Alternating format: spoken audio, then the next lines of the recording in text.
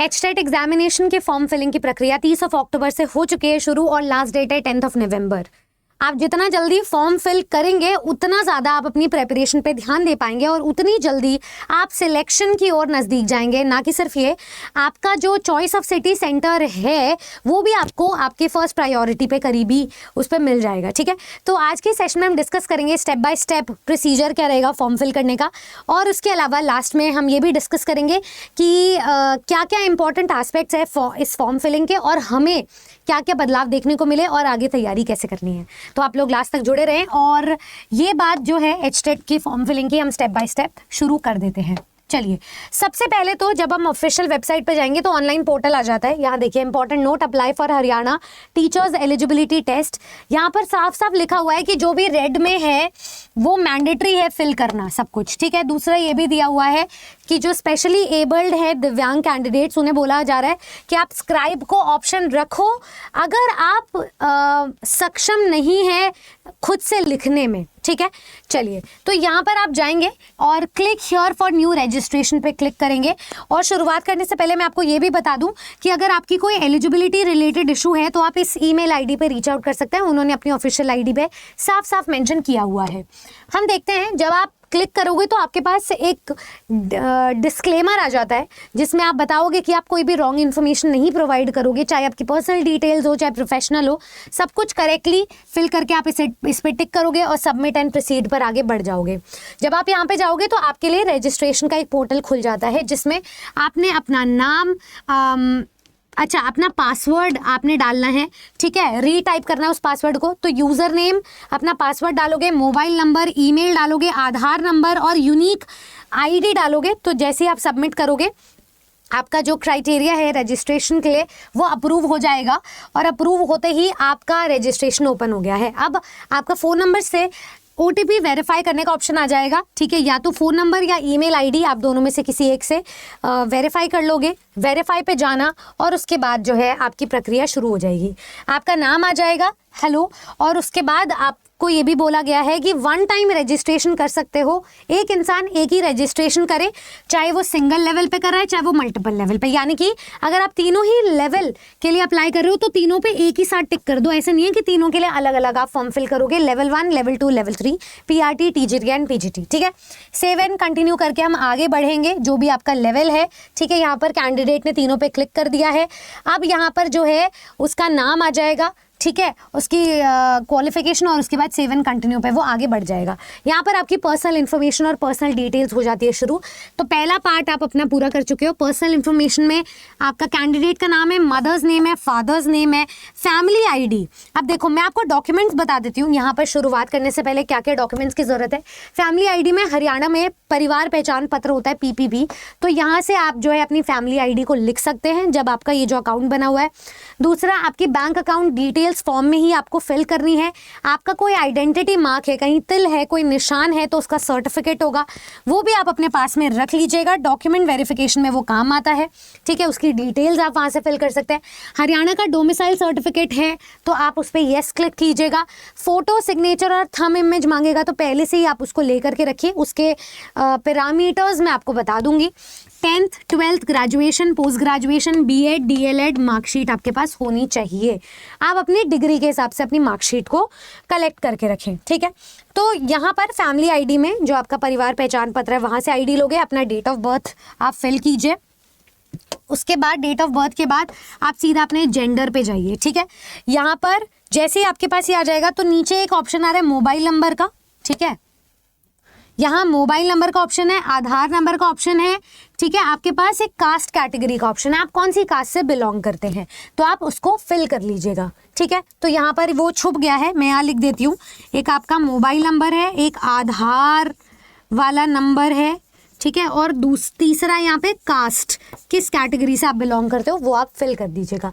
Next, अब आपके पास में अगर आप दिव्यांग कैटेगरी से हो या नहीं वो फिल करना है, यस या नो फिल कर दीजिएगा। आपकी बैंक अकाउंट डिटेल्स आनी चाहिए जिसमें आपका नाम, बैंक का नाम, IFSC कोड और ब्रांच नेम होना चाहिए।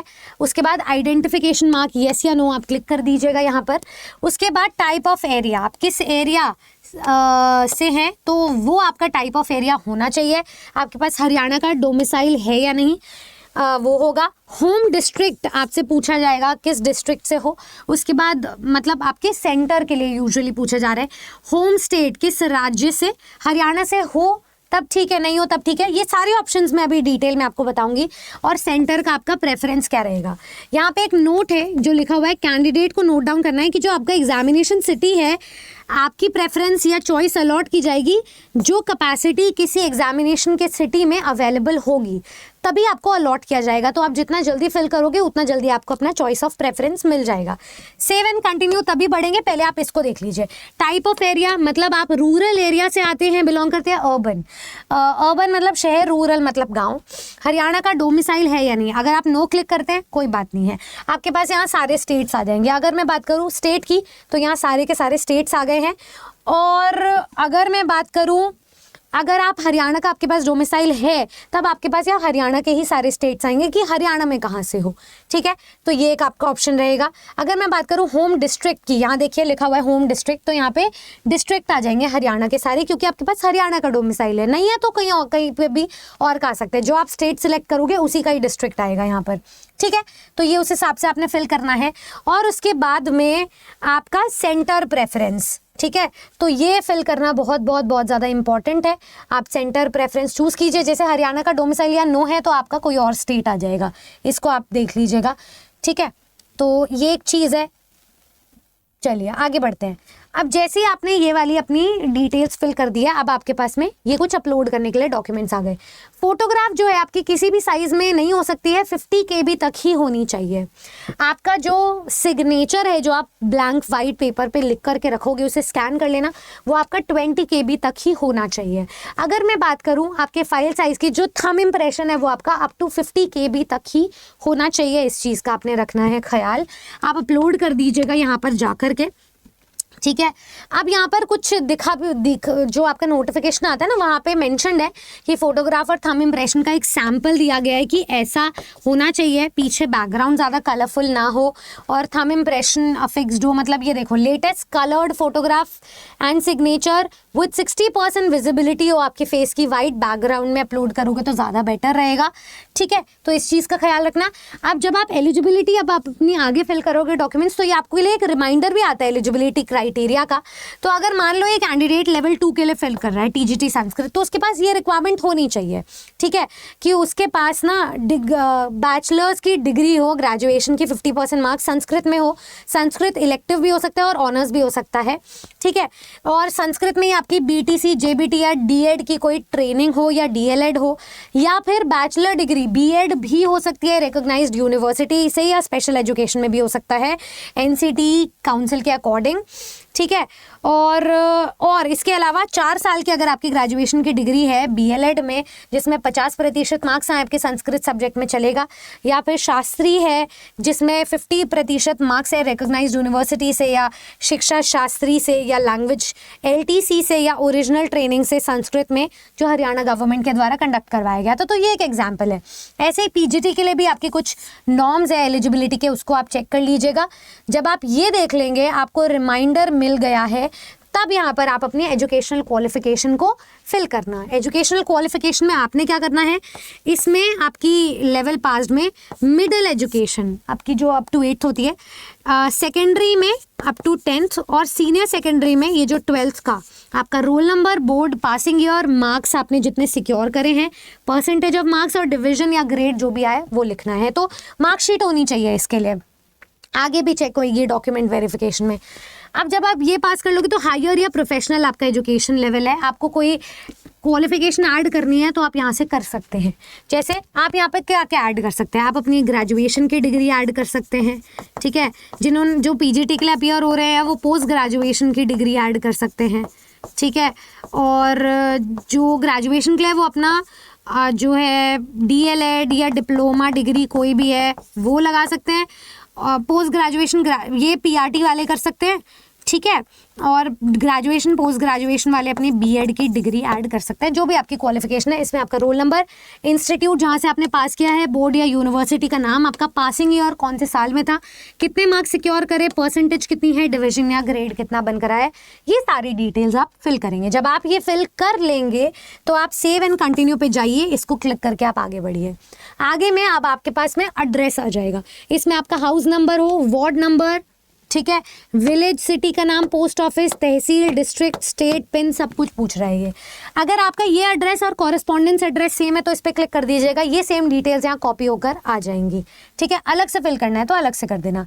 आपका पूरा फॉर्म यहाँ पर आ जाएगा। अब आप पेमेंट और डिक्लेरेशन के लिए जाएंगे। अगर आपको एडिट करना है फॉर्म को तो आप एडिट भी कर सकते हो सकता है जैसे आपने जेन्युइन कोई फॉर्म अभी आप ट्राई कर रहे थे, जेन्युइन फॉर्म फिल करना है तो सही डिटेल्स हो, सेव करना, तभी आप प्रोसीड करके पेमेंट के लिए आगे बढ़ना, ठीक है। चलिए, जब आप पेमेंट के लिए आगे बढ़ोगे तो आपके पास डिक्लेरेशन है कि मैं डिक्लेयर करता हूँ सारी इन्फॉर्मेशन ठीक है, नहीं है तो मेरी गलती है वो। उसके बाद आपके पास में एप्लीकेशन नंबर आपका आ जाएगा। टोटल एप्लीकेशन फी 1800, क्योंकि तीनों लेवल पे है ये कैंडिडेट, इसीलिए फीस आ जाएगी। लिंक 1 या लिंक 2 दोनों में से ही आप किसी पे भी क्लिक कर सकते हैं। यहाँ पर आपके पास पेमेंट ऑप्शंस आ जाएंगे। पेमेंट ऑप्शंस में 3 ऑप्शंस है, यूपीआई, ठीक है, दूसरा डेबिट कार्ड, तीसरा नेट बैंकिंग। हम कोई भी क्लिक कर सकते हैं। मान लो इसने डेबिट कार्ड पे क्लिक किया है स्टूडेंट ने, तो यहाँ पर कार्ड होल्डर का नाम आएगा और कार्ड नंबर आएगा। जब आप ये फिल करेंगे तो आप फिर जो है आगे बढ़ जाएंगे। आपका जो 1800 रुपये है वो पेमेंट हो जाएगा, ओटीपी आएगा और वहाँ से पेमेंट हो जाएगा आपका, ठीक है। तो ये आपकी एप्लीकेशन फॉर्म की प्रक्रिया थी। साथ ही साथ मैं आपको ये भी बता दूं कि हमारा जो इस बार सीटेट और एचटेट में बदलाव है, तो एचटेट में यही बदलाव है कि जो हमारा जनरल पेपर होता है लैंग्वेज का, उसमें ग्रामर आती थी अभी तक पूरी। एचटेट में इस बार सिलेबस चेंज हो गया है, तो एचटेट और सीटेट का जो सिलेबस है पूरा अलाइन हो गया है, सेम सिलेबस हो गया है। पेडागोजी पर आधारित हिंदी और इंग्लिश दोनों का ही सिलेबस आ गया है। आप दोनों की तैयारी एक साथ कर सकते हैं। इसका एग्जाम आपको दिसंबर में देखने को मिलेगा, इसका एग्जाम है 21 जनवरी। तो दोनों के लिए यही सलाह है कि साथ ही में अपनी तैयारी शुरू कर दें आने वाले एग्जाम्स के लिए। दोनों पात्रता के एग्जाम हैं, दोनों में से एक भी क्वालिफाइड है तो बढ़िया रहेगा। हरियाणा का क्वालिफाई करोगे तो हरियाणा के एग्जाम के लिए आप एलिजिबल हो रहोगे, सीटेट क्वालिफाई करोगे तो किसी भी एग्जाम के लिए आप एलिजिबल हो। तो तैयारी के लिए आप हमारे किसी भी बैचेस में एनरोल कर सकते हैं। एनरोल करने के लिए कोड यूज़ कर लीजिएगा Y449 मैक्सिमम डिस्काउंट के लिए। और मैं मिलूंगी आपसे अपनी क्लासेस अपने बैचेस में दोपहर को 3 बजे। बहुत बहुत शुक्रिया एंड धन्यवाद। वीडियो पसंद आए तो शेयर करना, कोई डाउट हो तो कमेंट सेक्शन में ज़रूर बताना। Thank you.